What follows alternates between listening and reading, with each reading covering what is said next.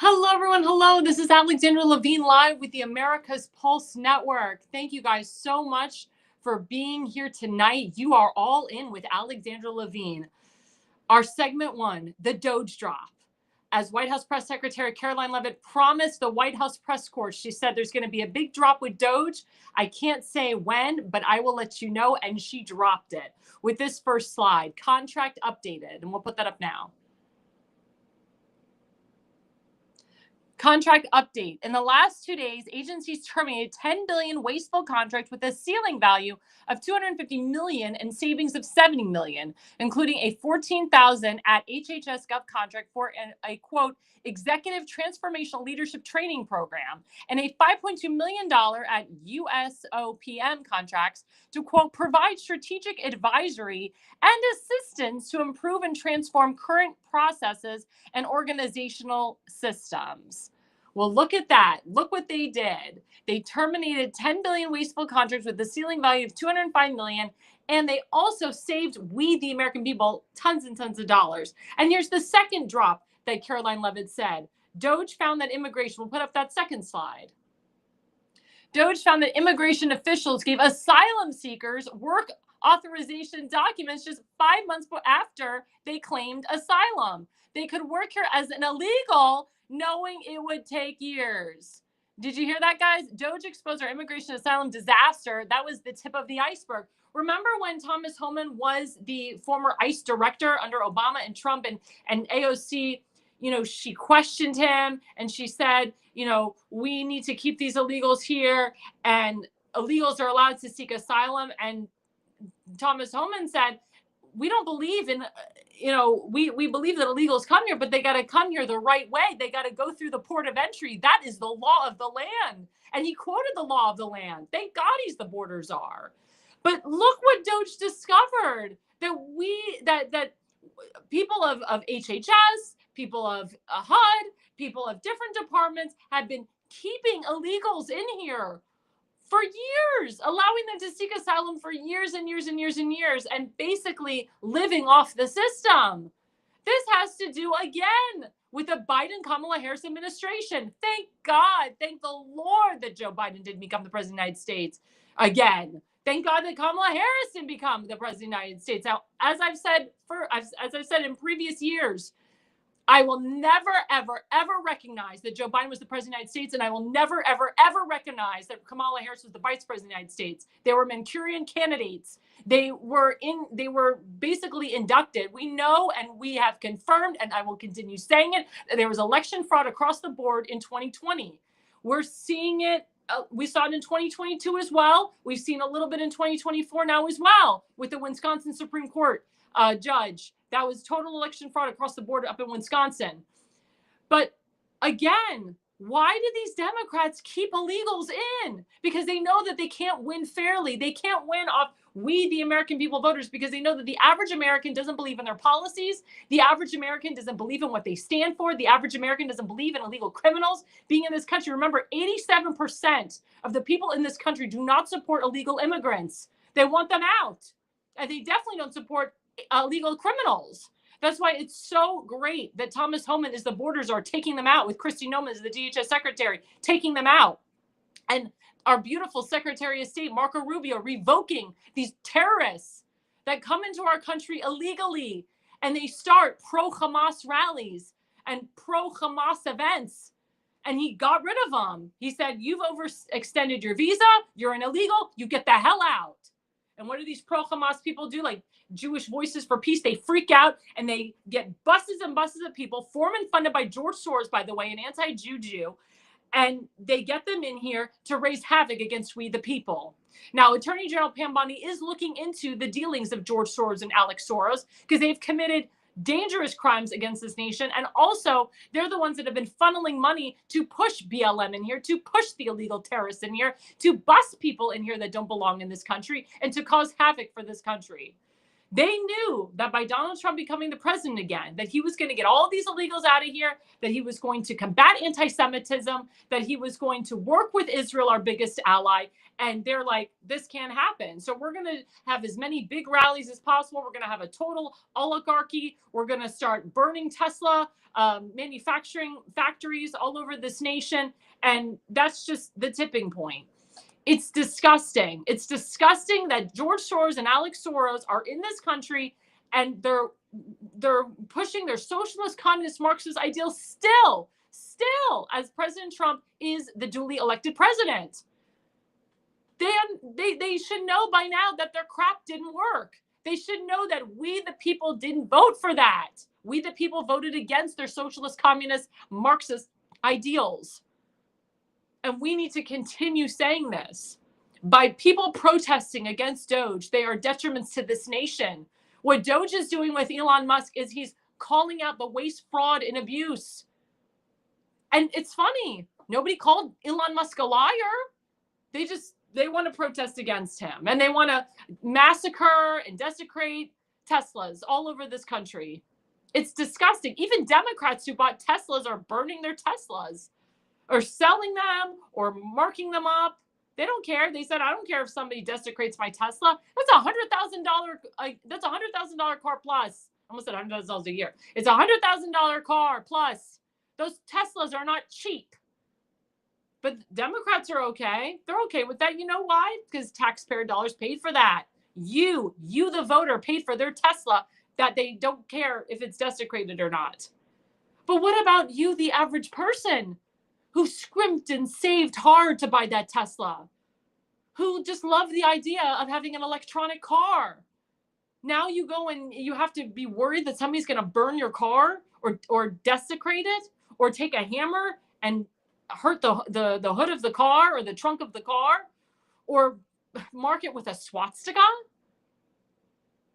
The amount of money that's going to take to repair that Tesla is astronomical. It's thousands and thousands of dollars. And those people that desecrate Teslas are deemed by Attorney General Pam Bondi domestic terrorists. That is domestic terrorism. When you're causing havoc against somebody else and somebody else's property. Those people should go to jail. Those people should pay to replace the Teslas and pay to replace any damage that they've done to the Teslas. We even have people in open mic in video that have admitted to desecrating Teslas. And they're like, oh, I'm so sorry. I just don't like Elon Musk. Please, please don't do anything to us. Please, please, please. Please, we don't mean it. Really? If you don't mean it, then why'd you do it, you loon? And a lot of these people, they're not, mentally insane. They know exactly what they're doing. Exactly what they're doing. But the more that DOGE goes in and discovers these things, we, the American people, for the first time ever, are getting our eyes exposed. Now, when President Trump was in there in 2016, he did expose a lot of the BS. But now with DOGE, he's really exposing the BS, and he's allowing Elon Musk to go in there and expose the BS of what we, the taxpayers, have been paying for years and years and years and years and years. That's why we have to cut off U.S. aid. That's why President Trump, again, we're still in tariff week. He's letting the American people know that we, the people, have been getting screwed by all of these countries for so many years, and that we, the American people, aren't going to get screwed anymore. China's freaking out because President Trump keeps lifting up the tariffs. He said now the tariffs are going up 125%. Now they're going up 150%. And people were very nervous about the stock market taking a downturn. But we are not headed for a deep recession. We are not headed for a deep depression. I can guarantee you on that. President Trump knows the stock market better than anyone. And Dave Portnoy, who's very famous, he owns Barstool Sports. He did lose a lot of money. He said he lost a lot of money on the stock market. He's a day trader. But he said, I have faith that President Trump will return the market up towards our way, that he has to put pressure on these foreign nations to say, hey, stop screwing we the people.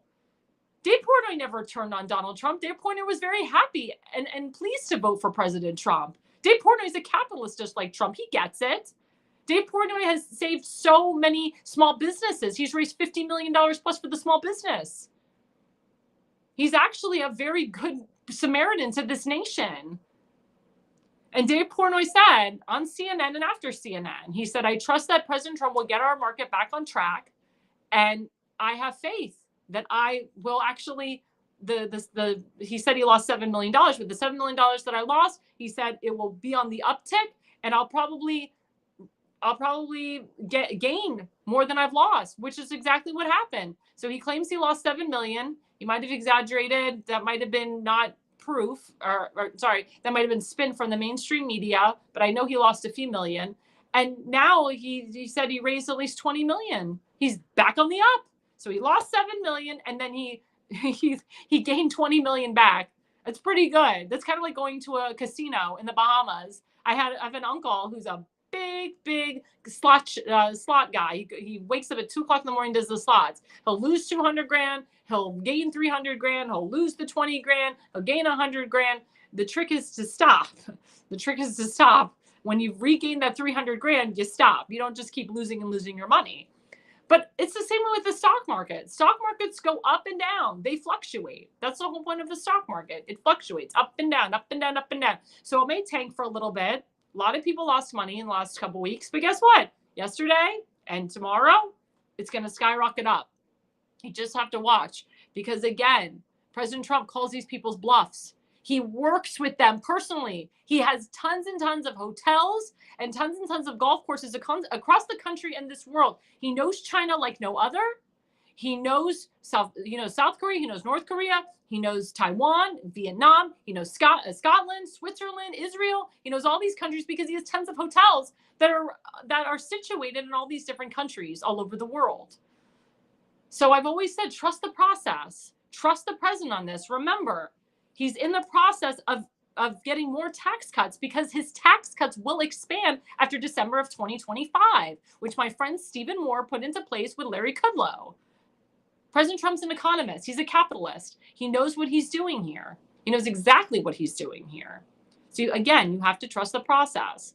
But by everybody continuing to fight DOGE, everyone continuing to fight Elon Musk, everyone coming for the Tesla factories and the Tesla cars, give it a rest. It's not going to work. And the rumor that Elon Musk was leaving in May, that's a rumor. He's staying on. He sleeps in the government building. That's how committed he is to this. And President Trump wouldn't have put him in this position if he didn't feel that he could do the job. Okay? He put him in this position because he knows he can do the job well, and because he's a very smart guy. He's a very smart businessman. Elon Musk is like almost the richest guy in the world. He's almost a trillionaire. He's very, very wealthy. Vladimir Putin is very, very, very wealthy. A lot of people don't know about Vladimir Putin's wealth. He's a very wealthy man. But he's got one of the wealthiest guys in the world working with him, who is a capitalist, who built Tesla from the ground up, who's built other things from the ground up. And again, we need to trust this process.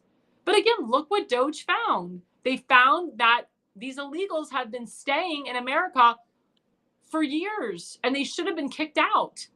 And they've been stealing jobs from we the people. I had friends that had a real tough time getting a job because of illegals. Real tough time. I have friends that had a tough time getting into high universities, high colleges, and scholarships and grants because of illegals. This is true. I wouldn't be surprised if you go into liberal states like Maryland and Wisconsin and Pennsylvania and Michigan and New York and Oregon. I wouldn't be surprised if there's illegal students in your classroom. And teachers are saying to the students, if you look like a brown, or if you look like a different color than a white person, ICE is going to come in and take you because you don't look like an American. That's BS, by the way. That crap is happening in liberal cities in Ohio. That is a lie, by the way. ICE is not doing that. They're not looking at the color of your skin. They don't discriminate, but they look you up. They look up your parents. It's all in a database. And they will determine if you are in this country legally or if you're in here illegally. You cannot continuously break the law. Joe Biden, Kamala Harris allowed hordes and hordes of illegals to come into this country and kill innocent Americans like Rachel Moore in Maryland, and Lincoln Riley, and Jocelyn, and many others. That's why we have the Lincoln Riley Act, in honor of that poor innocent girl that was murdered by an illegal. Rachel Morin was a mother of 5 children in Maryland. They're just now going on trial against her murderer. He should get the death penalty. He killed an innocent woman with 5 children, a 34-year-old beautiful blonde-haired girl. All she was doing was taking a normal run, and she got killed. And the way that she was killed was just so heinous. Disgusting crime. Why should we allow these illegal criminals to continue staying in this country and stealing your job? So I thank my friend Caroline Levitt, the White House press secretary, for exposing this, for reporting this. It's her job as the White House press secretary to report this kind of news. And I, as a White House reporter, I am so blessed and privileged to be in that White House briefing room, listening to her and watching her release these things. Because these things, for the first time in years, need to be done. I've seen a lot of White House press secretaries in my life. She's one of my favorites. She really is. She's a really strong, smart woman. She's young. She's beautiful. She knows exactly what she's doing. She doesn't take crap from anybody. And I love the fact that she said, if you're a reporter and you have like your pronouns, you're out of here. She's like, I will not identify you by a pronoun. I was like, amen. Amen to that. I've never identified myself as a pronoun. I've never said, please call me she, he, a cisgender. None of that crap. We're done with that crap. So if you're a reporter that wants to be identified by their pronoun, or they write an email to Caroline Levitt and her team and they say, my name is Sophia, blah, blah, blah. I'm a she, he, or a non-binary, whatever. You're out of here. You're done. DEI is over. Woke culture is over. Get over it. New White House, new administration, new team, new sheriff in town. President Trump is stronger than ever before. He brings Prime Minister Netanyahu to the White House first to discuss tariffs. And what did Bibi Netanyahu say? We're eliminating the tariffs. We're eliminating it. Period. That's it. President Trump, master negotiator. That's what he's going to continuously do on a daily basis. White House Press Secretary Caroline Levitt is going to continue to break the news because she gets this from the president. The president grills her on what to say for the day. And so does DOGE and many other departments that she talks to. That's her job as the press secretary. And she's going to continuously lay it out on the table how this country is going to be done on a daily basis, how President Trump is organizing this country, how he's working hard to protect we the people, to make we the people rich again, strong again, and healthy again. Coming up right after the break is segment 2. We're going to be discussing the new MAGA candidates that are coming on board. And we'll be right back after the break.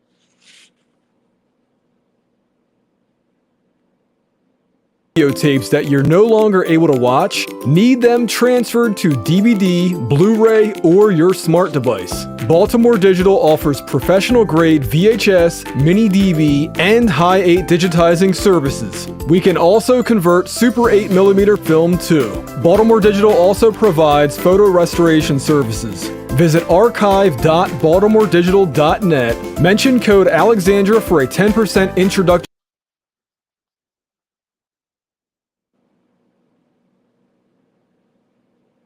And hello, everyone. It's Alexandra Levine live with the America's Pulse Network. We are all in right now with me, Alexandra Levine. Now we pivot to segment 2, which is talking about some MAGA candidates. This one is actually a particularly great interest to me. I never had the pleasure of meeting him in person. I hope that I do. I've actually reached out to him to come on to our network to interview him.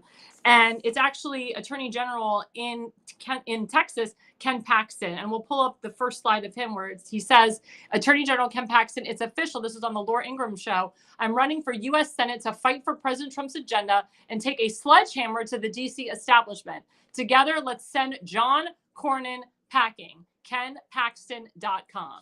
Now, Ken Paxton, as you know, got completely screwed over by the DOJ in Texas, by the DHS Secretary Alejandro Mayorkas. Ken Paxton was doing his job. He was doing his job as Attorney General by not allowing these illegals to continuously come into Texas illegally.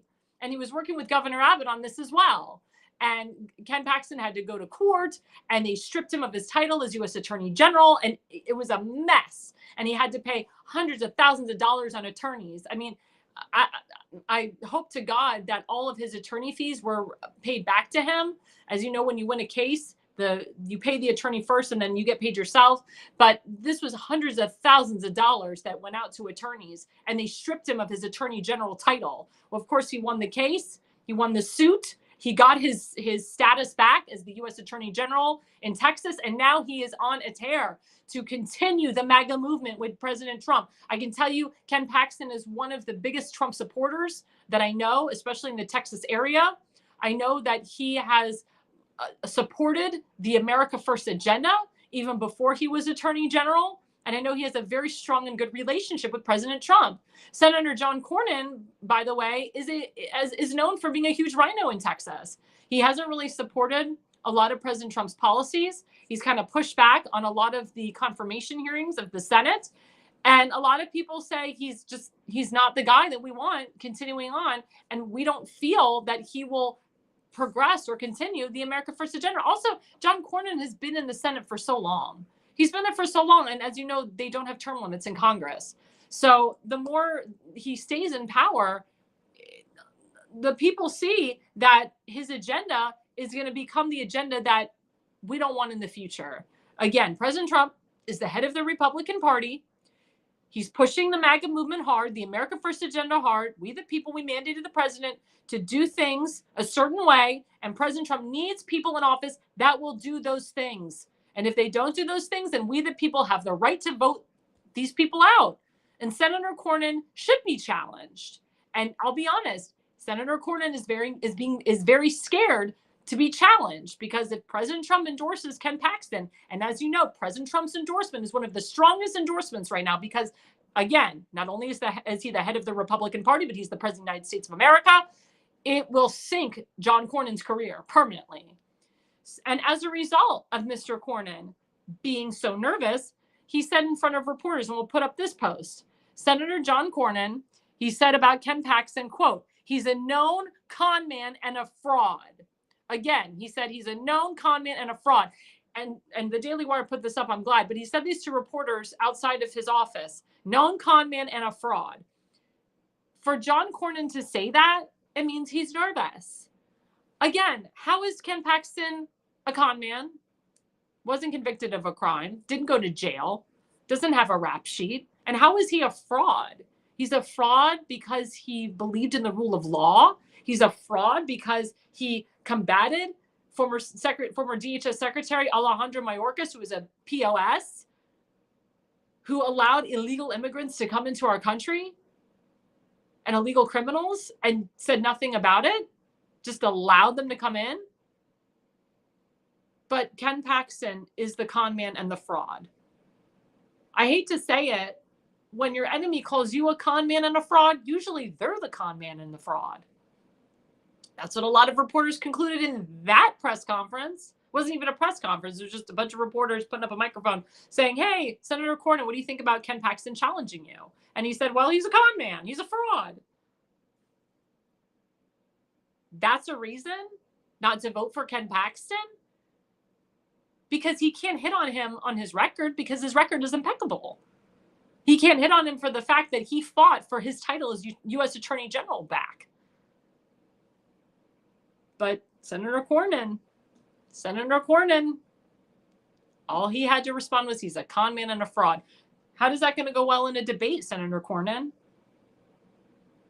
Because you can't hit Ken Paxton on his record, because he's got a good record and because of his support for President Trump. And a lot of people, a lot of Trump supporters were so happy that Ken Paxton was the U.S. Attorney General again, that he was exonerated, so to speak, of everything that was hit against him. The people of Texas, certain positions in power, a lot of liberals in Texas, wanted to do everything they could to hurt that man and to put him in jail for a long time. That's what they do to you when they don't like you. And so they did to Peter Navarro. They put him in jail for 4 months. Steve Bannon, they put him in jail for 4 months. They put a lot of good people in jail that all they wanted to do was just help our country and call out the election fraud. You couldn't even say election fraud in 2020. You went to jail. If you went to January 6th, if you even said the word January 6th, you were put in jail.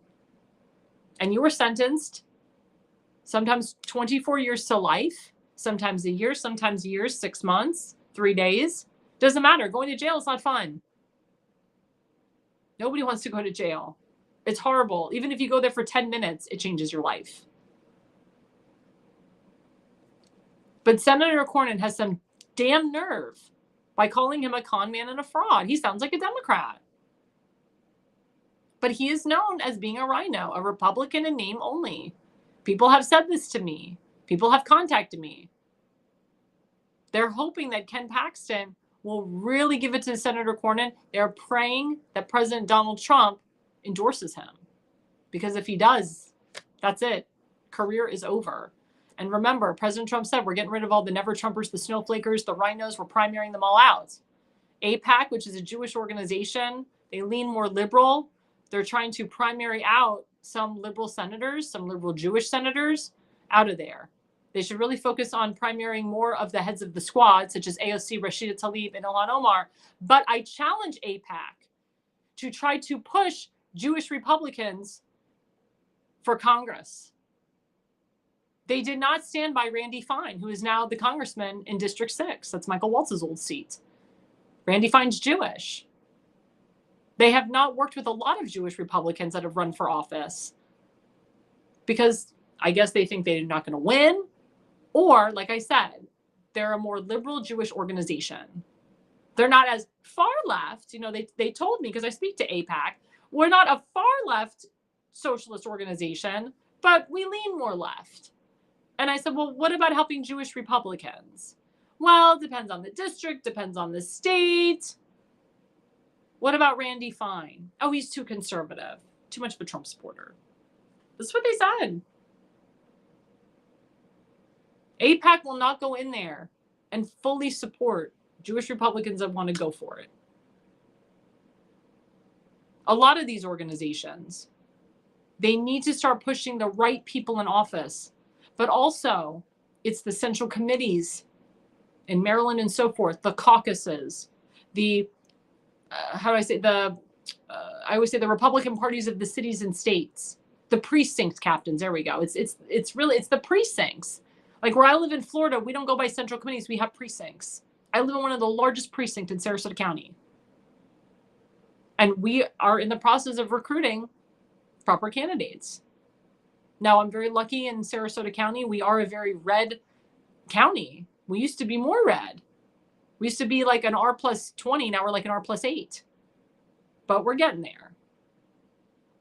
But in Maryland, where I do a lot of Maryland politics, we're trying to shift a little bit and become more red. Turn a lot of those purple districts to red. But again, it has to do with the candidates. Has to do with the candidates, has to do with what they stand for, their agenda. It's very important. But Mr. Cornyn is going to get a wake-up call when he realizes, and we'll put up this next slide, that MAGA is now the largest and most powerful political party in America. We will restore this country to its original status as a constitutional republic, not a damn democracy, like all these Democrats and rhinos call it. Oh, they say we live in a democracy, we live in a democracy. No, for the love of God. We live in a constitutional republic. Please don't forget that. That is being warped so much. The left and the rhinos, they want to tell you we live in a democracy, and the young people listen to it, and they keep saying, yeah, we live in a democracy. No, we live in a constitutional republic. That's why we need better teaching in schools, because the teachers in school nowadays don't say we live in a constitutional republic. They'll say we live in a democracy. It's a Democrat talking point. We live in a constitutional republic, and MAGA, again, is the largest movement. So if Mr. Cornyn isn't on board with the MAGA movement, he's toast. The people of Texas will vote him out. They don't want rhinos in there, never Trump or snowflakers. They want people that will comply with the people. I mean, Senator Cornyn is very different than Senator Ted Cruz. Senator Ted Cruz, after he lost the primary to President Trump, he embraced President Trump. He actually called for President Trump during the general. He continues doing that. He travels and campaigns all over this nation, pushing MAGA candidates, America First candidates, and incumbents that almost didn't even win. He had to go up there and help his friend, Senator Mike Lee, win his reelection. That's how bad it was getting. And Senator Ted Cruz, he almost lost. He won re-election by a very, very small margin. They're trying to turn Texas blue, these damn Democrats. That's why you have the Jasmine Crockett's of the world and the Alan Greens of the world. These crazies and the Beto O'Rourke's of the world. These crazy socialists that are telling the people, oh, Texas is going blue. Texas is turning blue. Texas is going to be blue. That's why they spew out their socialist crap and they say whatever they want. Because they continue to lie to we the people and say, Texas is going blue. Texas is blue. We need to vote blue. It's all BS. It's all BS. And we the people saw it on November 5th. That's why we reinstalled, we put President Trump back into the White House, because we knew that we were #done with the BS of these politicians. But I want the American people to really look into the records between Senator John Cornyn and Ken Paxton. It's day and night. Like I said, Ken Paxton has been a MAGA guy from the beginning. President Trump endorsed him. President Trump likes him a lot. President Trump has supported him. Ken Paxton has supported President Trump in all of his policies. And I know that if Ken Paxton was the senator, we would get a lot more done in Texas and across this nation. He would write up laws as an attorney that will pass, and that makes sense to we the people. And he'll work hand in hand with the hardcore MAGA people, the hardcore Republicans in the Senate that support President Trump, that really support President Trump. Because that is what matters right now. People are talking about adding a third term to President Trump. Is that a good thing or a bad thing? We're going to go back to the years of FDR. Some people say, oh my God, he'll be like 92 by the time he retires or leaves. But people are loving President Trump. More so now than ever. Now, I've always loved the man. But people that liked him in 2017 are loving him now. They're loving every single thing that he's doing, because everything he's doing is helping we the people. Just like I said in my first segment, people were freaking out about the stock market crashing. Remember what Dave Portnoy said. Have faith. Have faith in President Trump. Have trust in the man. He knows the market like no other. He knows the economy. Even though I lost close to $7 million, I know that I will gain. I will gain money back. And he did. He gained like $20 million back. Maybe even 50 by now. So it's really important, guys. It's really important that we remember this when we go into the ballot box. Who really supports the agenda? Who really cares about the constituents? And my question to my Texans that are watching my show, because my show is nationally and international shown. If you're from Texas or you currently live in Texas, who do you want as your senator? Do you want to continue Senator John Cornyn and continue the Cornyn legacy? Or do you want to switch it up and go with someone who's a real MAGA guy, who fought for the rule of law, who retained his U.S. Attorney General position, and who will fight for this country and fight for the rule of law? And that's Ken Paxton. So my question goes to you guys. My question goes to my Texas audience. Who do you want? Or do you want to continue the Jasmine Crockett's of the world and the Al Greens of the world and have a Beto O'Rourke sweep in and try to take the governorship or try to take the Senate the senator position, like he tried to do against Ted Cruz 6 years ago or 12 years ago? It's an important question. Are you going to allow the Democrats to continue pushing the narrative and allowing them to win that narrative of Texas becoming blue, or that Texas will eventually become blue? We can't allow these Democrats to continue pushing that narrative. We have to fight back in the ballot box and let them know that these are the people that we want, and you're not going to take our freedoms away from us. And what did Democrats want you to believe? We'll pull up the last slide. Democrats want you to believe that two billionaires, meaning Elon Musk and Donald Trump, decided to get into politics to steal your money, when actually two billionaires, President Trump and Elon Musk, got into politics to stop Democrats from stealing your money. That is 100% true. Democrats want you to believe that Elon Musk and Donald Trump, the two billionaires, are stealing your money. No, they're not at all. Remember what President Trump said at the end of every single rally. We will make America strong again. We will make America rich again. We will make America safe again. We will make America healthy again. And we will make America great again. He didn't lie to us, folks. He didn't lie to us. It was not lines to get votes. He really believes what he says. I know because I went to his rallies. I was VIP at a lot of his rallies. I felt it when I was at his rallies. He was talking right to me. He was not talking above me, below me. I didn't feel like I was beneath him at all. I felt like I was right level with that man.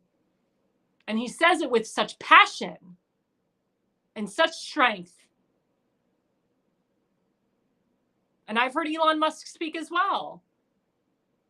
Elon Musk doesn't need to do this job. He's pretty much doing it for free. President Trump is doing this job for free. Both of these men are not taking salaries. Remember that. They're doing this for free. President Trump always says, I could be on my golf course right now just living it up. I could be having the good life. But he went through all of this because he knew that America needed to be saved. And he's the only guy right now in power that can save it. And that's the truth. That's why it was so important that he got back into that White House January 20th of this year to save America, because America was going down the tubes. Democrats want America to go down the tubes, especially the far left socialist, Marxist, communist elitists. They want America to go down the tubes because they're getting bought and paid for by George Soros and terrorist organizations. It's disgusting. That's why the DOJ is looking into how are these Democrat senators making so much money? How do they have millions of dollars? Again, their salaries are only $100,000 a year, but they're millionaires, multimillionaires. It's crazy. Unless you're like a legitimate person, like my Senator Rick Scott and one of my congressmen, Vern Buchanan in Florida, that actually were very successful men on their own. They became billionaires on their own and multimillionaires on their own. That's different. But these Democrat senators became millionaires because of the socialists, because of terrorist organizations. You can look through their FEC reports. You go to fec.gov and read it all. It's all open record. It's public record. You can read it. You can read where they get their money from. Senator Chris Van Hollen from Maryland gets his money from J Street, an anti-Semitic group. It's all there, guys. Rashida Tlaib gets her money from CAIR and Hamas, terrorist organizations. It's all in there. Go to fec.gov and you can see it all. It's written there. It's public record. It's written in black and white. So again, it's very important who we have in the Senate. Yes, we have Republicans, but we have a lot of rhino Republicans that need to be primaried out. And it's very risky. It's very risky for people to primary out senators that have been there for years, congressmen that have been there for years, whether you're a Republican, Democrat. It's very risky because you get a lot of crap against you and a lot of people try to ruin your reputation. But again, it's about who's going to stand for what's right, who's going to stand with their constituents, not fight their constituents, who believes in the rule of law, who believes in this country and believes in America First and the MAGA movement. And as we know, that is what President Trump wants around him. He wants people around him that support his movement, his agenda, and he wants communism, socialism, rhinoism out. Coming back after the break, we are going with candidate half hour. We have a candidate running for governor of Maryland, John Myrick. He will be with me right after the break. Hi, I'm Alexandra Levine. I'm a professional opera singer, actress, TV, and radio personality. Since 2015, I've been a volunteer, a field director, and a campaign manager, learning the ins and outs of the political world. That's why I became a political consultant. My job is to lead you to victory with organization, structure, and the mindset of winning for your district or state. With my guidance and direction, I can keep you focused on the things that matter to the people and advise you on key issues that need to be addressed. If you're a serious candidate that is serious about winning, then book a consultation with me today. Go to levineconsulting.co. You'll be happy you did.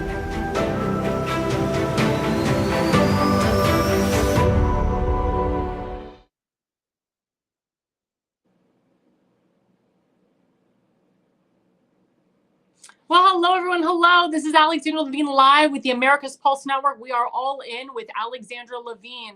My first guest tonight is John Myrick. He is running for the governor of Maryland. Let's pull his picture right up. There he is, very handsome. And I had a pleasure of meeting him and his wonderful wife in Baltimore County. And it is a pleasure having Mr. Myrick on my show. We'll bring him up right now. Hello, John. Can you hear me? Yes, Alexandra, how are you? Awesome. How are you? Thank you so much for coming on the program. Really appreciate it tonight. Oh, thank you very much for having me this evening. Awesome. So, as I said before, you are running for governor of Maryland. We know that you I ran for am. the U.S. Senate before. Tell us, why have you decided to run for governor this time around? Well, quite frankly, Alexandra, again, thank you for having me on this evening. I was not planning on running for governor, quite frankly. After the Senate race and the election that transpired in November, I got hundreds of phone calls from folks all around the state of Maryland asking me, in some cases begging me to run for governor, because Maryland is at a crossroads at this point, and we need a governor who remembers first and foremost that they work for the people.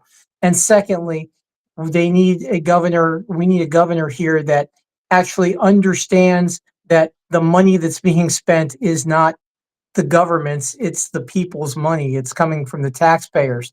So after much consideration and after much thought and prayer and discussions with my wife, we actually decided we were going to take some time to think about it over the holidays. Wound up going to Venice, Italy, ran into a gentleman at a New Year's party overlooking St. Mark's Square in Venice, who just walked up to me and asked me if I'd run for governor or for Senate in Maryland. And I answered in the affirmative, and he said, "Well, I voted for you. I live in Annapolis, Oh, wow. and you should run for governor."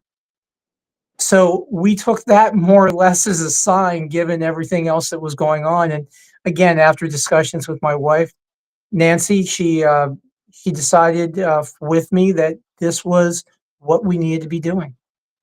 Now, let me ask you, so you are the only declared candidate right now running for governor of Maryland. Is that correct? That is correct. Now, why do you think that is? Why do you think more people haven't come out and put their name in the ring? Well, I mean, first off, the legislative session for the 2025 legislative session just ended this past Monday. So I think some people were waiting to see how that was going to pan out. Also, our current governor, the current Democrat governor, Wes Moore, we call him Tax Moore here.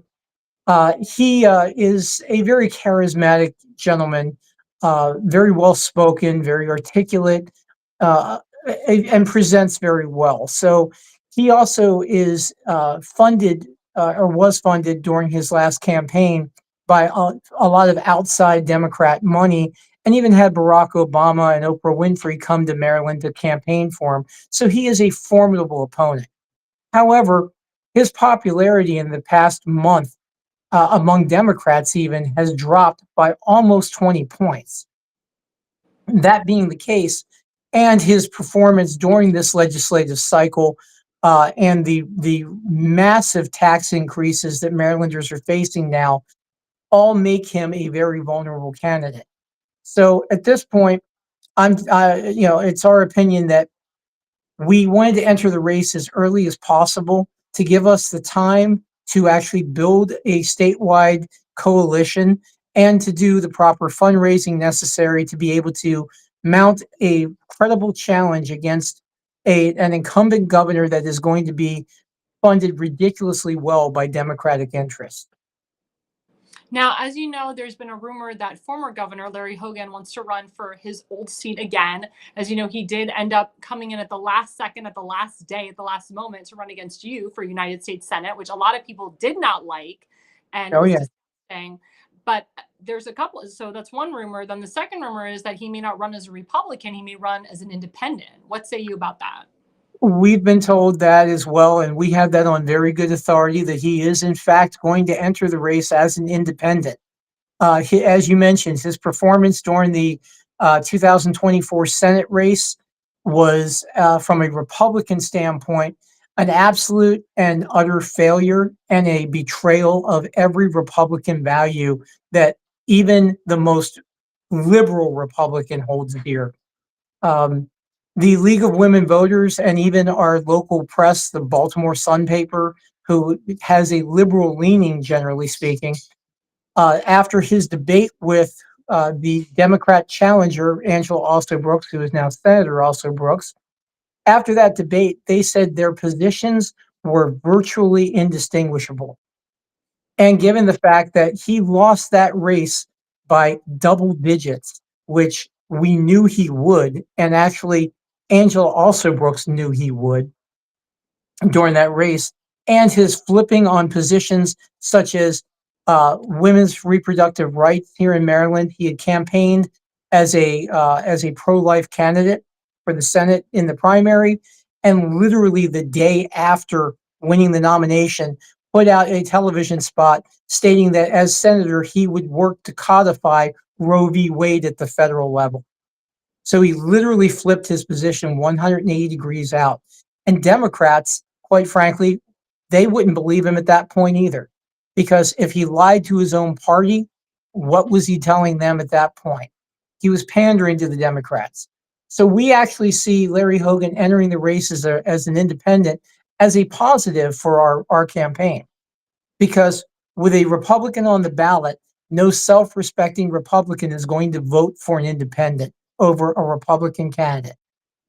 Independent voters here in Maryland are not going to vote for him after being disappointed by his Senate race.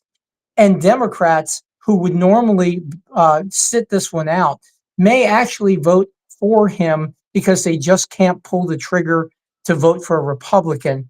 But even Democrats in this state are so disgusted with the performance of our current governor that I get 100 calls a week from Democrats all over the state telling me that they can't afford 4 more years of having this guy as governor. So the Hogan race will only split the Democrat vote and actually help me, because I will then be able to point at both of these two gentlemen and say, these are the people who put us here. Is this what you want to run the state for the next 4 years? I was going to make the point, you have to win every single Republican vote in the general to win the governorship.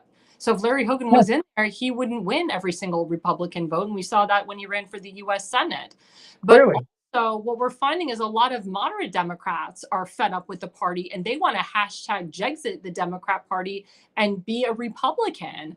And I would say that this is a really good momentum for you to try to go in and get those moderate Democrats to now change their parties before the primary. What say you about that? And what is your strategy to get Democrats, moderate Democrats, to change parties to Republican to vote for you in the primary? Great question, Alexandra, really. As I said, Democrats and Republicans, the issues that Marylanders are facing right now are not Republican issues. They're not Democrat issues. They're Maryland issues. Every Marylander is going to be adversely affected by what has just passed in the Maryland General Assembly, which is the largest tax increase in Maryland history. Almost $1.8 billion of new taxes that will be foisted upon the Maryland residents starting July 1st. That is unsustainable. And even Democrats realize that you can only reach into people's pockets so far before all you pull out is lint.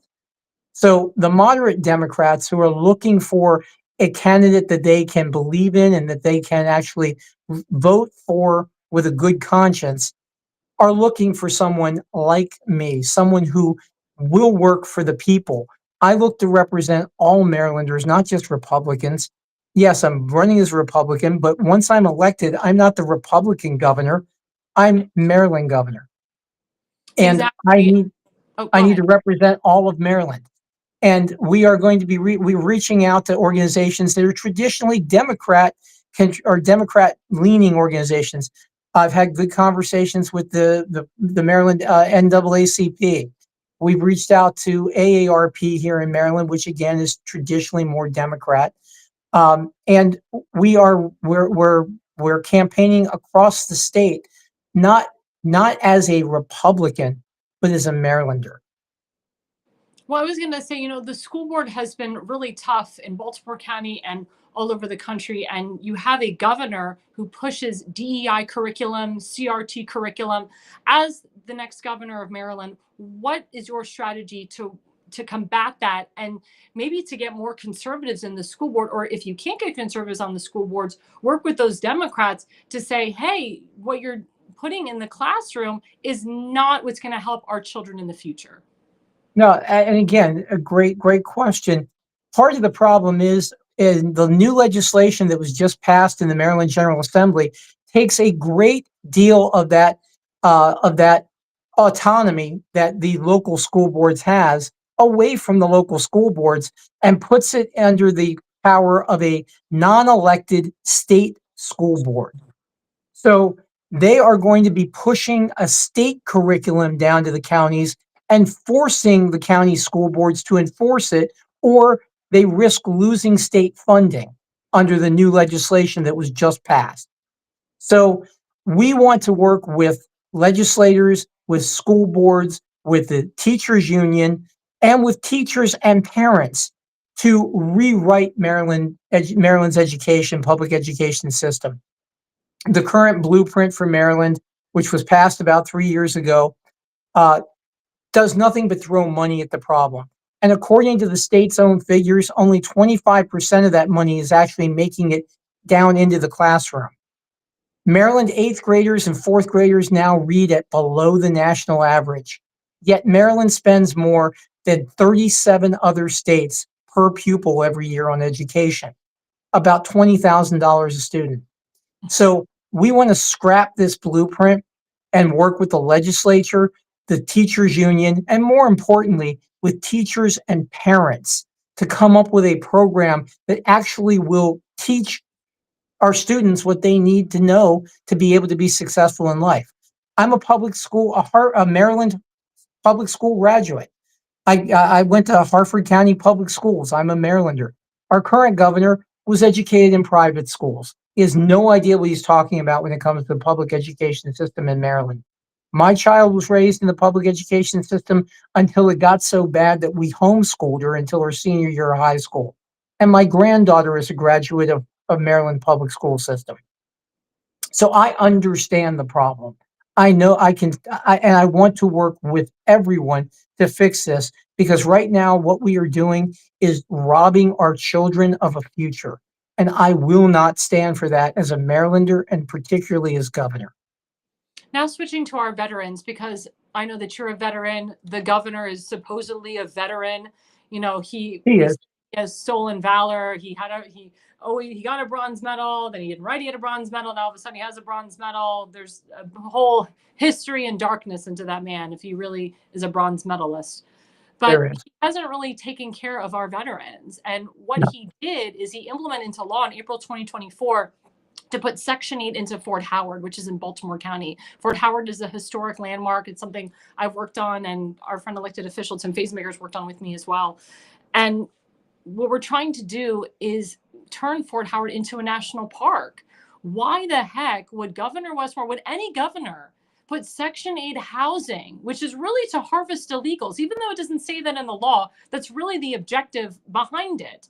Why would he do that? Why would any developer be okay with this and not help our veterans and not get our veterans off the street and not help to rebuild that VA hospital that was burnt 40 plus years ago? What say you about that? Well, again, as you mentioned, I mean, I served 23 years in the U.S. Air Force Reserve. I flew for 10 of that. I am a combat decorated veteran myself. My wife is also a veteran of both the Army and the Air Force, and still serves in the Air Force Reserve. So veterans issues, and she actually works for the Department of Veterans Affairs. So veterans issues are important to us, clearly. My family has served Maryland in uniform near continuously since 1640 here in this state. So this is important to us. Why would the governor do what he has done in Fort Howard? I can only speculate, but clearly there had to be dollars that changed hands in that equation. Maryland veterans need to be taken care of. This governor spent nearly 2.9 billion taxpayer dollars last year on services for illegal aliens. That's money that could have been used for Marylanders, for Maryland veterans, for Marylanders who are disadvantaged throughout the state. That is our tax dollars that went to people who broke the law to get here, and they were prioritized above Maryland citizens and our veterans. That's unacceptable to me. Absolutely and utterly unacceptable, and that will not happen under my administration. We will take care of our veterans. We will take care of Marylanders first, because your tax dollars should go to service Marylanders.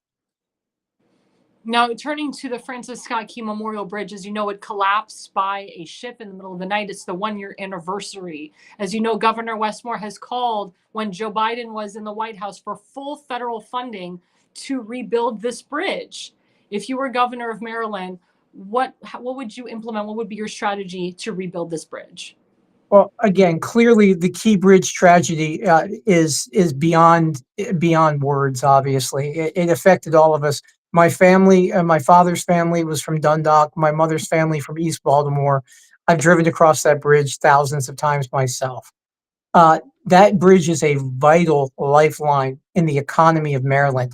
It services the port of Baltimore, and without that bridge, all of that truck traffic now has to go all the way around the city of Baltimore, adding time and cost and inconvenience to Marylanders, quite frankly. Yes, Governor Moore called for federal funding for that, and the Biden administration promised federal funding to rebuild that bridge. Well, here we are a year later, and a few weeks ago, the governor unveiled a picture of what the new bridge is going to look like. So it's taken us 12 months and God knows how many taxpayer dollars to come up with a artist rendering of what this bridge is going to look like. They haven't begun demolition of the piers yet. They haven't done any. They removed the superstructure from the channel so that we could get shipping back into the harbor.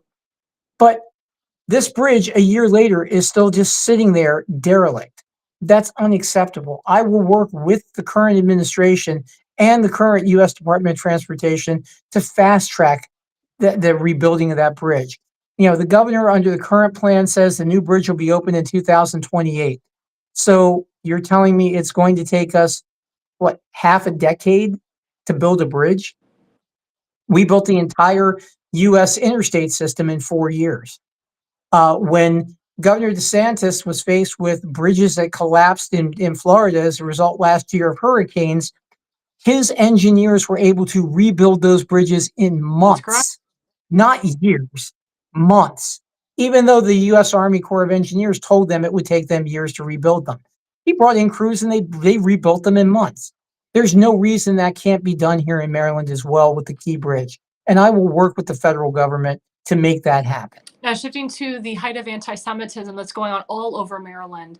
As you know, President Trump has done everything he can to remove a lot of these, what they call delinquents, who constantly say pro-Palestine. And Senator Marco Rubio has revoked a lot of visas, especially from Columbia University. But you do have a heightened amount of anti-Semitism at Towson University and even University of Maryland, which is huge. As you know, they have a huge pro-Palestinian rally in DC with all these big groups, especially Jewish Voices for Peace. As you know, CARE's headquarters are in Washington, DC. And we also have a Hoko Free Palestine that resides in Howard County, they are just very horrible people that just spew out hate against Jews and Christians.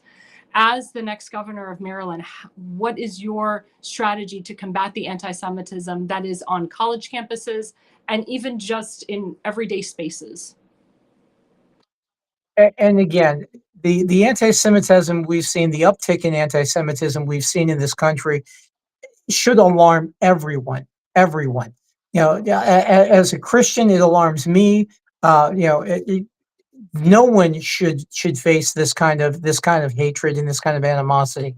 And I will not stand for it on Maryland college campuses. I was on the University of Maryland campus just a few hours ago, earlier tonight. So I saw posters, anti-Semitic, what I consider anti-Semitic posters on the campus. That's unacceptable. Institutions of higher learning are supposed to be there to broaden the students' horizons and expand their ideas and expand their thought processes, not narrowly focus them into hate.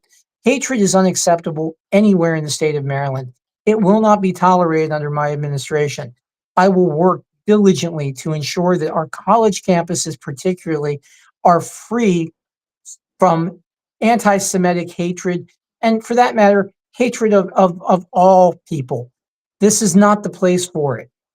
There is no place in American, in civilized society, there is no place for anti-Semitism or hatred of any kind based on race, color, creed, national origin, or religion. That's unacceptable. It will not be tolerated on Maryland college campuses under my administration, and anyone engaging in it will be removed from those campuses, and any administrator allowing it or sanctioning it will be removed from their position. Now, it also caters to crime. As you know, there's high crime in the state of Maryland, particularly in Towson. Towson Mall used to be a Yeah. rich, wealthy area. People used to come to the mall. There wasn't any problems. Now, me as a single woman, or even if I went with one of my girlfriends, it'd be very tough to go to that mall and be there even at 6, 7 o'clock when it's still light out for fear of not being attacked. What say you? How Sure. are you, as the next governor of Maryland, how are you going to reduce the crime from your state? Well, first off, I'm going to restore the funding for public safety. And this isn't just for police, but also for fire and EMS as well. They've taken a huge hit, just as the police has. And as a former law enforcement officer, I was a Harford County deputy sheriff for a few years. So I have firsthand knowledge of how difficult that job is. I know how much more difficult it is when you don't have the funding to staff your police departments at the level that you need for public safety. And I've spoken with several of our state sheriffs about this matter, and they have my full support. What I will do as governor is, first off, I will restore funding to public safety. The Maryland lottery, when that was passed decades ago, that money was supposed to be earmarked for public education and public safety. That money now goes to the general fund. So the money, and that was $1.6 billion And now it's last in year. Nick Mosby's hands. And now it's in Nick Mosby's hands, someone with DEI, questionable financial, DEI. right, someone with questionable financial bona fides himself. But along with that, the casino gambling money, 841 million last year, was supposed to go to public education and public safety. That money goes to the general fund now. So Marylanders are being shorted on our public safety. I will restore that funding.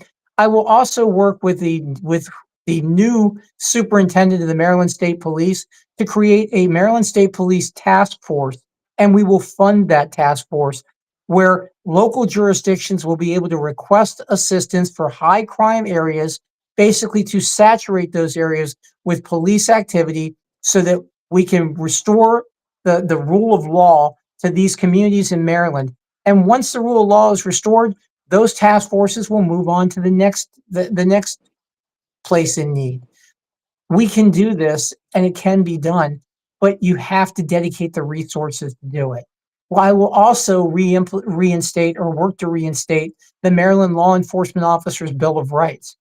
That was taken out of Maryland law under the Hogan administration. In all fairness, the former governor did veto that piece of legislation. It was overridden. However, Maryland, it was the first state in the nation to pass a Law Enforcement Officers Bill of Rights back in 1974. And since then, 19 other states have followed suit. To date, Maryland's the only state that's rescinded that, and that doesn't give them special protections. It simply gives an officer who's being accused of a crime or of misconduct the same rights as a regular suspect would have. And that revocation of that protection for Maryland law enforcement officers has had a very detrimental effect on both recruiting and retention of highly qualified Maryland law enforcement officers. So we will work to reinstate that so that we can bring highly qualified officers back to Maryland, and we can keep the ones we have who are looking to leave because of fear of doing their jobs and not having any protection. Awesome. Just have a couple more questions for you, Mr. Myrick. So I see that you're traveling Sure. all over this great state of Maryland. I think that's phenomenal. I love it. It reminds me of like everybody getting a big bus and just getting on your bus and traveling everywhere. Now I know Yep. that you're going to be traveling to Western Maryland. I want you to make this statement because some people I saw on social media said, why is Myrick going to Western Maryland? It's hardcore Republican. That's his base. He needs to go more to Baltimore County, Baltimore City, the more Democrat districts. Why is he going to Western Maryland? So I'm going to give you a chance from your mouth to speak on that. Great question. And again, yes, Western Maryland is traditionally a Republican stronghold. This is true.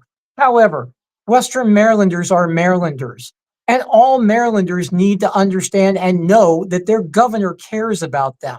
And the person seeking their vote cares enough to come out there and speak with them and hear what they have to say and what their concerns are.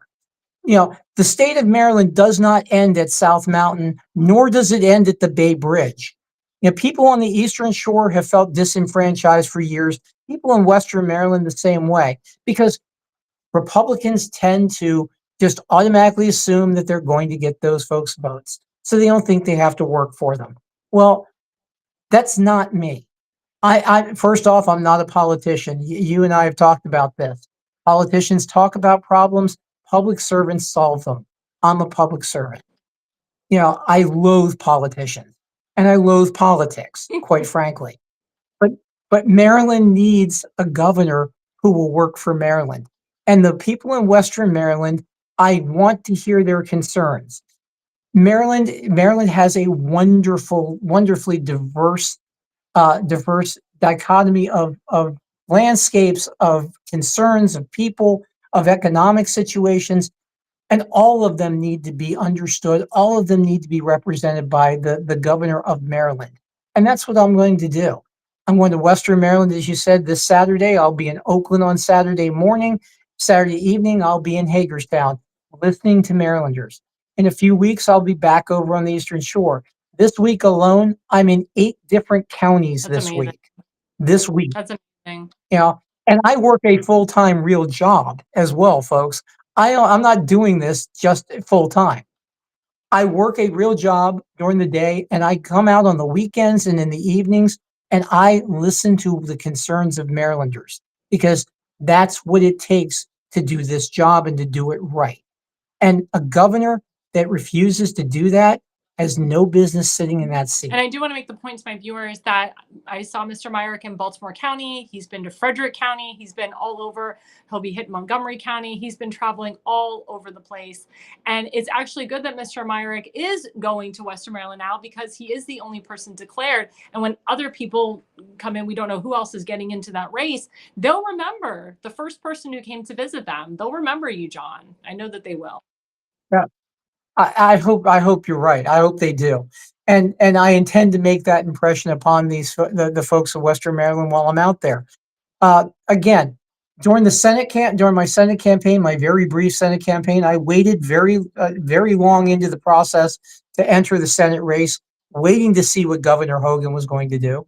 And during that time, I had about 9 weeks from the time I entered the race until the primary. During that 9 weeks, I attended events in every single one of Maryland's 24 jurisdictions. Every county in the city of Baltimore, at least once, I did events in those counties in 9 weeks. I'm going to be doing that. I entered the race early so that I could spend more time speaking with Marylanders all across Maryland. Again, governor candidates in Maryland traditionally focus on what we call the triangle. Prince George's, Montgomery counties up to Baltimore City. So Anne Arundel, Howard County, a little bit of Carroll County, and they ignore the rest of the state pretty much, because that's where the population center is. But again, every Marylander has a voice. Every Marylander's voice matters to me. And I will spend time in every single county and in Baltimore City, listening to the concerns of Marylanders and trying to let them know that they have a governor, or they will have a governor, who cares and who will put their interests first. I have no political aspirations beyond this. I really didn't have a political aspiration for this. But this current governor has toyed with the idea of running for president. Our last governor ran for president. They use this as a stepping stone. That's not what being the governor of Maryland's about. It's about governing Maryland responsibly and with common sense and good judgment. And that's what I bring to the So table. John, please let my audience know how they can find you, how they can donate to you, and please update my viewers again of the upcoming events that you're going to or that you're going to be at so they can. Sure. Sure. They can find it. They can review all of my positions on issues facing Marylanders on my website, which is johnmyrick4mdgovernor.org. They can also follow me on Facebook at John Myrick for Governor of Maryland, or on X at John Myrick4MD, or on Instagram at John Myrick4MD as well. This week, tomorrow, I will start out the morning, 7 o'clock tomorrow morning. I will be in Bel Air attending Sheriff Jeff Gaylor's fundraiser. Again, a very good law enforcement officer, a dedicated public servant.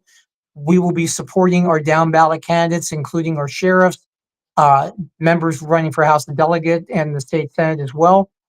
So I will be there tomorrow morning. Tomorrow evening, I will be in Talbot County at the Oaks for the Talbot County RCC's fundraiser. As we said, Saturday morning, I'm in Oakland at the B&O Railroad Museum in Oakland, starting at 10 o'clock. Then I am at the Hub City Brewery in Hagerstown at 4 p.m. on Saturday afternoon. Monday, I'll be at the RCC meeting for the Baltimore County Republican Central Committee in Timonium at the Holiday Inn that evening. The next evening, I will be in Howard County with the Howard County Republican Women's Club at Bare Bones Grill in Ellicott City. So I'm all over the state, and my schedule is usually put out both on all the social media platforms, and it's also on the events tab on my website. On my website as well, you can donate if you are so inclined. If you read my positions and you agree with my positions, I encourage you to either volunteer for the campaign or to donate either your time or your money, either one, because clearly campaigns are expensive. Running for governor is going to cost millions upon millions of dollars. And I can't do this by myself, and I can't fund it out of my own pocket, quite frankly. I'm not Wes Moore, so I can't do that. Also on there is a comment block on my website where if you type in a comment or a question, it comes to me. It doesn't go to my staff. It comes to me. And I answer every single question that's posed to me from that website. Because if you take your time as a Maryland voter to ask the person seeking your vote a question, you deserve an answer from the person seeking your vote. The phone number on my website, you'll notice on the contact page, there's a phone number. That phone number is this cell phone number, my cell phone number. I answer every call. I speak with Marylanders dozens of times a day who call me. Some of them are amazed that actually I picked up. I answer every phone call, and I will talk to the individual on the other side, the other end of that call, until they are satisfied that they've gotten the answers they're looking for. Because again, the person seeking your vote owes you the courtesy of answering that question. Thank you so much, John. We really appreciate it. And we'd love to have you back on as we get closer to the primary. Thank you, guys. Go to johnmyrick4mdgovernor.org. That's johnmyrick4mdgovernor.org. And we will be right back after the break. Thank you, Alexandra. Thank you. This is APN's very own White House correspondent, Alexandra Levine.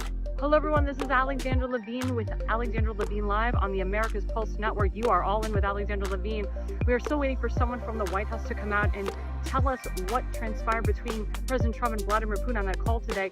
We are here live at the White House. We're waiting for White House Press Secretary Caroline Leavitt to come out and tell us about the updates of today, the call between President Trump and Vladimir Putin, what transpired in that call. Subscribe and follow America's Pulse Network on the above social medias.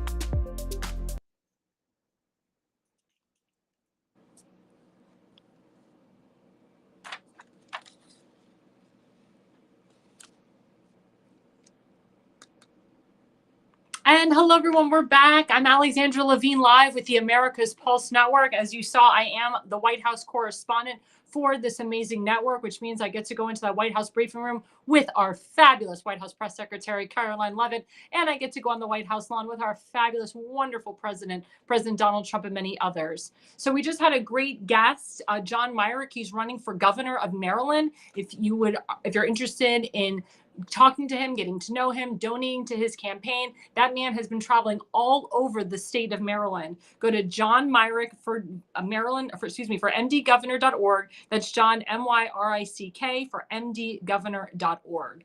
So switching gears to our fourth segment, I had the pleasure of meeting this woman through actually one of our guests, Philip Hamilton from Virginia. This woman has put together an entire event for the 100 days that President Trump has been in office. I find that what she's doing is so inspiring, so amazing, and she's having the event at the most wonderful places that I love to sing at, the Kennedy Center, which, as you know, President Trump is now the new chairperson of the Kennedy Center, with my friend Rick Grenell as the executive director at the Kennedy Center.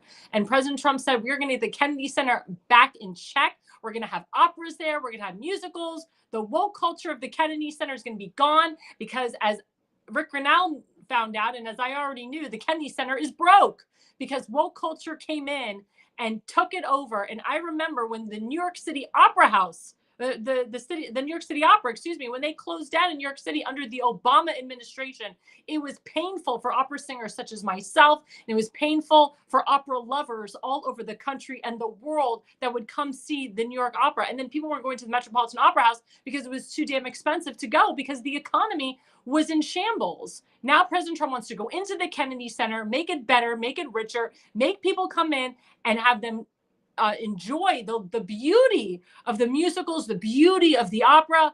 I'm excited. I can't wait to go back into the Kennedy Center and sing again. And I will be back in that Kennedy Center singing again. But now we have somebody who is going to have this beautiful event at the Kennedy Center, which I love so much, Alysia McMillian, and we're going to bring her up right now.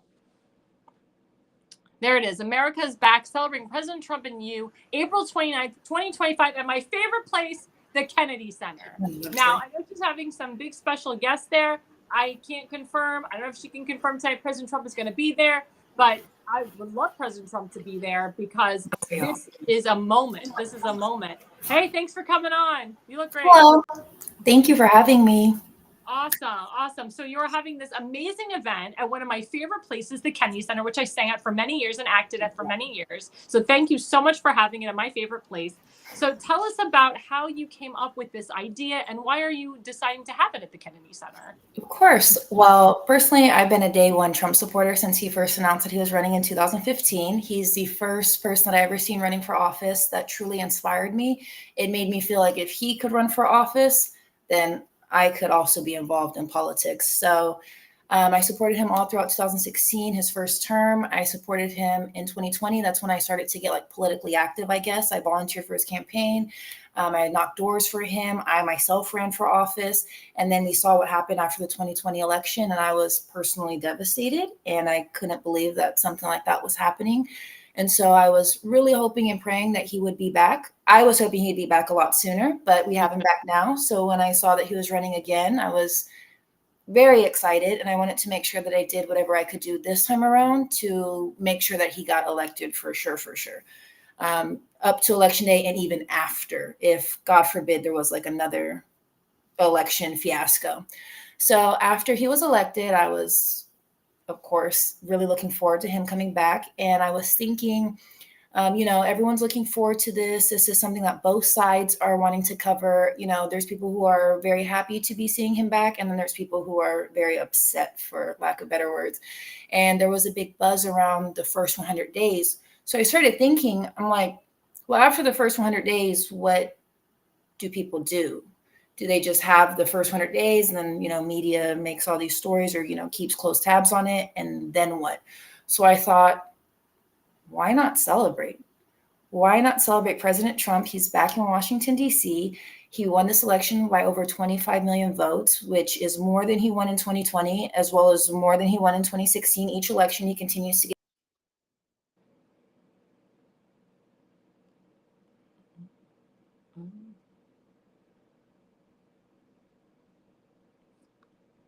I guess cut out for a little bit. We're going to see if we can get her back on. But as Alysia was talking about, she is creating this entire event called First 100 Days. And the first 100 days, she's right. People say, what is the first 100 days about? What's going on? What's with it? So what Alysia is doing is she's bringing knowledge to we the people, to the voter, about the first 100 days. And I believe that in her party, in her event, she's going to have certain people that are going to talk about each issue, each 100 days, each executive order that President Trump has signed, each event that he's been doing, each and everything that he has been putting together, and also the things that he wants to work in Congress with and what he wants Congress to pass. That's why it's so important who we have in office. That's why I talked about in segment 2, making sure we have MAGA Republicans in there, America First Agenda people in there, people that believe in the America First Agenda. And Alysia's now back. We're going to bring her back in so she can explain. It sounds like somebody called you. People call me all the time, and it pauses my whole feed. Yep. But, it's just Okay, me working against me. Go ahead. So, like I said, he came back to the White House, which I was very happy. And considering that he's back in Washington, D.C. and during 2016 and even in 2020, there was a lot of hostility towards Trump supporters. And a lot of Trump supporters claimed that they didn't feel comfortable going out in a MAGA hat. They didn't feel comfortable, expressing themselves on social media in fear that they would lose their job or they would lose family, friends, or people would just violently retaliate against them. And so now I feel like there's a completely different energy, and where people wear their MAGA hats out proudly. There's a lot more smiles, thumbs up, way less hostility. Personally, I haven't experienced any violence, thankfully. But I feel that people now know, even though they're protesting every week, that Trump is back. He has a overwhelming support of the American people. And I just wanted to celebrate that by bringing people together in Washington, D.C., of all places. So why did you pick the Kennedy Center out of all the places that you could have picked? To be honest, it wasn't my first choice because I had never been to the Kennedy Center prior, and I always thought of it as just a performing arts center. So I thought they only had like theaters. And I'm like, well, I'm not going to host an event at a theater. But when it finally came across as one of the venues, I would contact venues, and I was very upfront about the type of event that I'm hosting. And some venues just immediately said no. Now, I don't know if that's because they were actually booked or they didn't like the nature of the event, but that was fine. I wanted to work with somebody who was going to appreciate the event and wanted to be a part of it. So when I came across the Kennedy Center and I found out that you could actually rent out venues to host things other than, shows and stuff like that, I was like, oh my goodness, this is perfect. What better place? Like, honestly, what better place than the place that President Trump has just became the chairman of, and all the things that you were saying, how you said, the Kennedy Center had went woke, and President Trump wants to revive the arts and bring back real culture to it. Now, in regards to the guests that you're bringing, can you kind of hint a little bit who some guests are coming in? I don't know if you're allowed to say, or if you're still in the process of vetting who you want to bring, or if you're still waiting for confirmation from certain guests. But I know a lot of my viewers are like, well, who's coming? Who's coming? Because I do have a lot of viewers that are watching that are interested in attending your event. Of course. Thank you. Well, first and foremost, they should come. I think that their presence is very important. This is a celebration of my number one goal of the celebration is to celebrate kind of just the regular person that supported Trump. And so, but I have reached out to, I guess, high profile people and have asked them to come. So far, I don't have any confirmation, but I have reached out to certain people. But overwhelmingly, I want the vibe to be that if you support Trump in any which way, shape, or form, whether you just voted for him, you made phone calls, you knocked doors, even if you didn't vote for him in the past or you weren't always a fan of his, this is a celebration of you as well, because President Trump is just one person and he couldn't have done it without all of our support.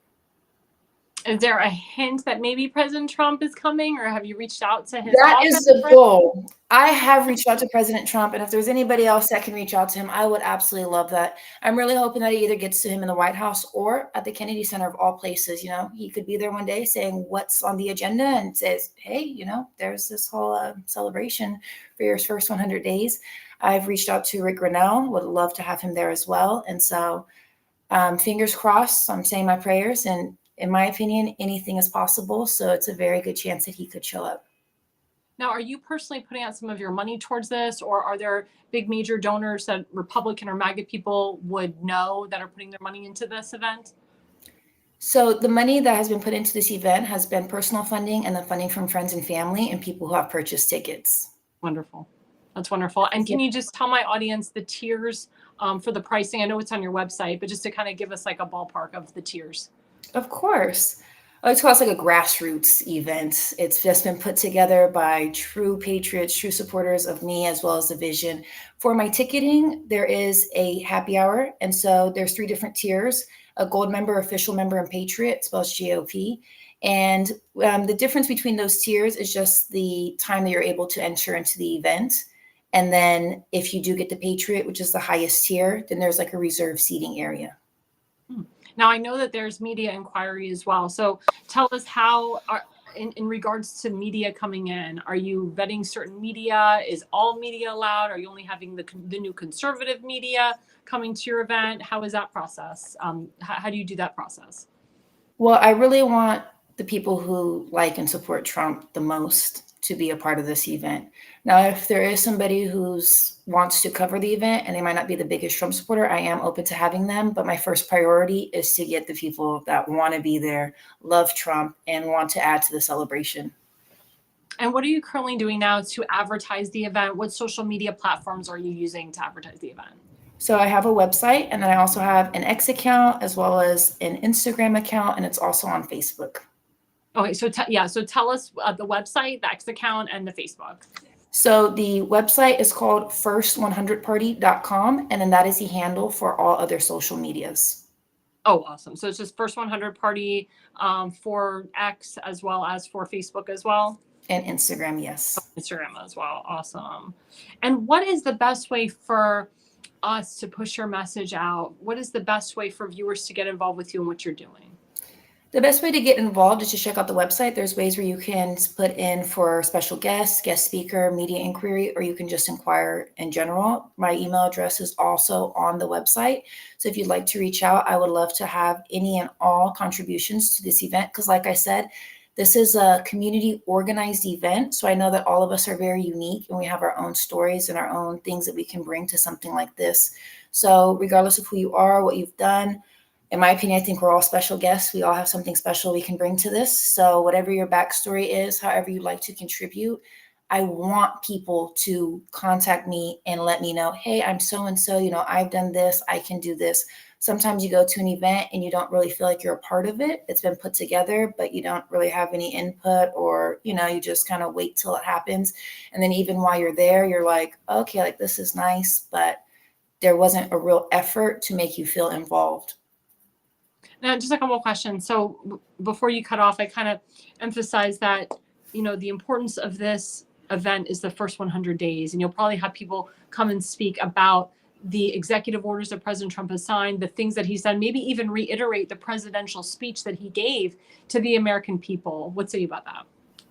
Yes, that's the main focus, is the first 100 days, his welcome back, his comeback to the White House, and this new golden age. I don't want to focus on, the court cases, the 2020 election, or anything like that. I just want like this fresh new start of Trump is back and we've turned a page and here we are in this golden age. And that's what I want to focus on. That's awesome. And are you planning on doing any other events in the future after this event? I was thinking 4th of July would be cool. Ooh, yeah. Mm-hmm. I know he wants to do the president wants to do a huge event for his birthday, which is on Flag Day. Oh, awesome. Yeah. So I know he's planning a shindig on the day of his birthday. Okay. So that would be great. Like if you did like his Flag Day, his birthday, and then you could do July 4th also. I know it's kind of like, it's 2 weeks in between, but yeah, this is awesome. I think the more events you do, the better. It's great to give out the message and to keep the MAGA movement and the America First agenda alive. I agree. Well, thanks for coming on. Again, tell my viewers a way to follow you, your website again, and we will continue to promote this event up until the day of. Thank you. Well, thank you for having me. My name is Alysia McMillian. The celebration is of President Trump's first 100 days, and you can find out more about it by visiting first100party.com, as well as on X, Instagram, or Facebook. And you're more than welcome to send me an email. I would love to hear from you and love to hear how you'd like to be a part of this. Well, thank you so much, Alysia, for coming on. Again, you are more than welcome to come on before the event as well. Thank you. And we will be right back with final thoughts after the break. Thank you. Mainstream media is bought and paid for. The truth is twisted to fit their agenda. But America is waking up because podcasts are the future for trusted media. Welcome to the America's Pulse Network. It is a network built by patriots that upholds the Constitution. The America's Pulse Network stands for God, truth, and the America First movement. There is no corporate propaganda, no government spin, just real news, real talk, and real voices fighting for faith, freedom, and the future of this great nation with common sense. Here are some of America's Pulse Network podcasts. Alexandra Levine Live, hosted by Alexandra Levine. Jersey Shore Podcast, hosted by Damon Galdo. The Conservative Corner, hosted by Seth Eisenberg. APN's The Pulse, hosted by Alexandra, Damon, Elena, and Seth. So tune into America's Pulse Network on the following social media platforms: X/Twitter, Rumble, Truth Social, Facebook, and YouTube. Join the revolution. Because the pulse of America beats for God and country. America's Pulse Network is for faith, family, freedom, and truth.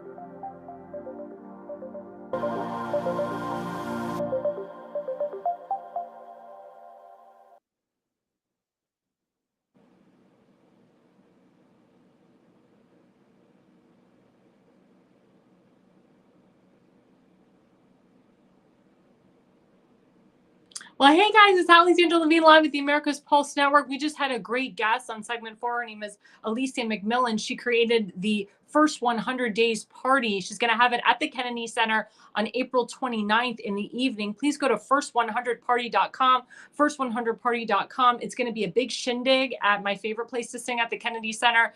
You never know who's going to show up, but just show up anyway. Show your support for President Trump in his first 100 days. As you know, he had a big successful speech with his presidential speech that he gave to the nation, to the world. So please come and celebrate the Kennedy Center, April 29th. It's going to be a beautiful evening event. So as you know, we have our beautiful, wonderful, amazing friend, Seth Eisenberg. He has not been able to work for several months. He was in the hospital for 34 days because he obtained a very bad infection in his foot. He had to get 5 surgeries on his foot. Unfortunately, his white blood cell count has gone up, and he hopes to God he doesn't have another infection. He hopes to God he doesn't have to be readmitted to the hospital, and he hopes that he can get back up and running to work, but he has bills to pay, and he has a son, a 14-year-old son or 15-year-old son that he supports, Ryan, who's a wonderful, wonderful boy, grown man, I call him. He's past bar mitzvah age. He's a grown man. And just Seth is just a wonderful person. He is a part of the Conservative Corner on our network. He will be back with the Conservative Corner at Sunday nights at 7 p.m. But please go to his GoFundMe page. It's gofundme.com/f/help/Jonah/Eisenberg/overcome/health/crisis. And Jonah Eisenberg, as you know, is a veteran. He served in our Navy. His friend Fred Profiter, who's the president of the Frederick County Conservative Club, put this GoFundMe together for him. Seth Eisenberg is also the vice president and treasurer of the Frederick County Conservative Club. He's already raised over $5,300. Oh, I sounded like a New Yorker there. $5,300. And growing. So the goal is to get him to 25,000, the first 25,000, after that another 25,000, after that another 25,000. The ultimate goal is to get him $100,000 so he can pay off some of his debts, so he can live his life. And it's very hard when you're not working for months and you're not getting a paycheck coming in. And it's very, very sad. It's very, very scary. But the man, you know, he has to survive. He has to eat. He has a house to pay, a mortgage to pay, and so forth, and bills to pay, and they're racking up. So any donation will help. $5, $10. I can tell you that the average donation is $100 to $150. There's people that have donated $250, $500. People are not hesitant to donate to this wonderful veteran who's done so much for the community and for the country and for this nation. I can tell you that Mr. Eisenberg has put together events for me in support of Israel. He's put events together to bring our hostages back, our American hostages back from Hamas. And he does a lot of events with the Frederick County Conservative Club as the vice president and treasurer. And he is just a wonderful human being. Again, please go to his GoFundMe, www.gofundme.com/f/help/Eisenberg. And again, you see that he has raised over $5,300. We need that goal to increase on a daily basis. Again, we want to get to $25,000 as quickly as possible. And I told you the ultimate goal is $100,000. You can give $100,000 to a politician. You can find $100,000 to give to this great man who's not a politician and someone who cares about our nation. So our thoughts and prayers go to the Eisenberg family. And I just want to say we are approaching what they call Pesach. Passover is a very important holiday in Judaism. As you know, I'm 100% Jewish. I celebrate the holiday of Passover. And it is very significant in Judaism because it is our story from Jewish people going from slavery to freedom, the story of Moses, the story of Aaron, the story of Myrick, the story of Pharaoh, the story of the 10 plagues.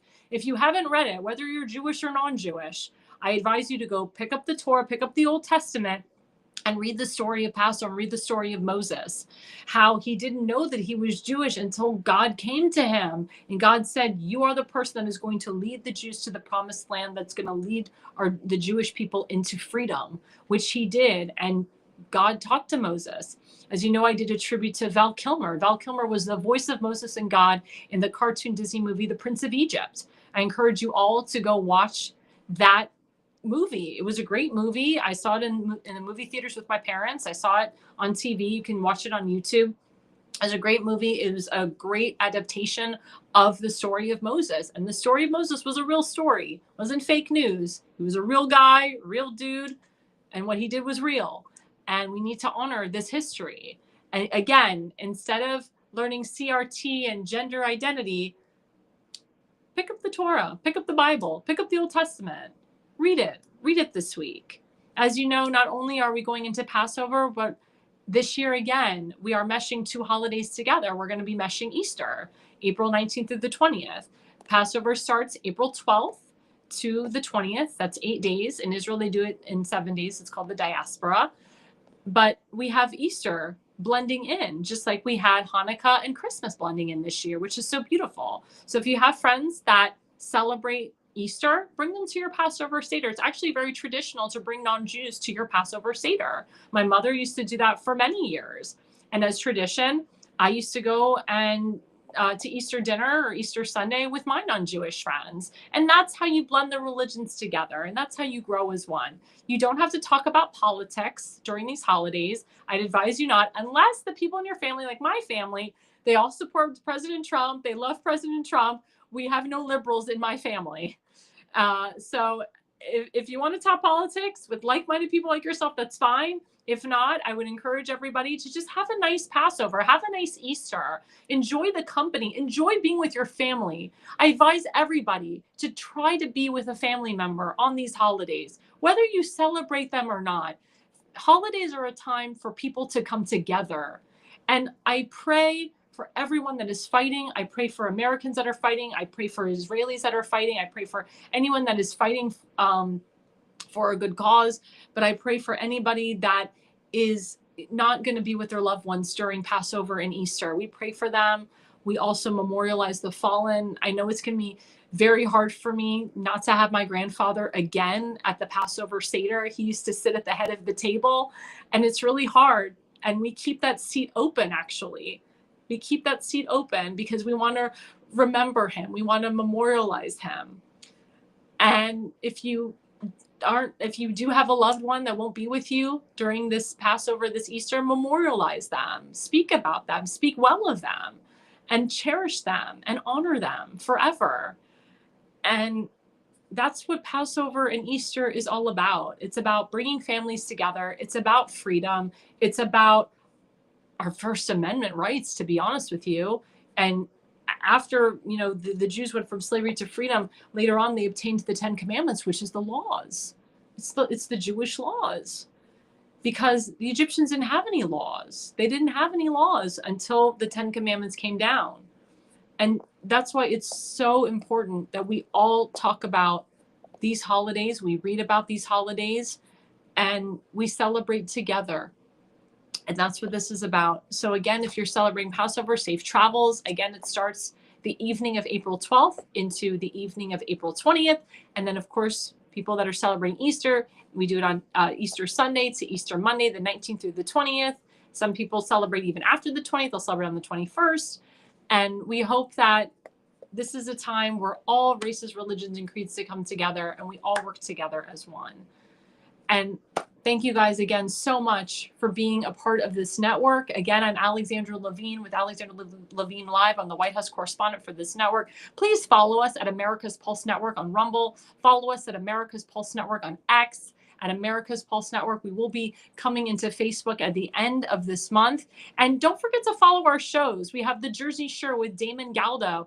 He's at Monday nights from 8 to 9 p.m. Eastern. He's also Friday nights from 8 to 10 p.m. Eastern. Excuse me, 8 to 10 p.m. Monday and 8 to 10 p.m. Friday night. I wouldn't mess that up.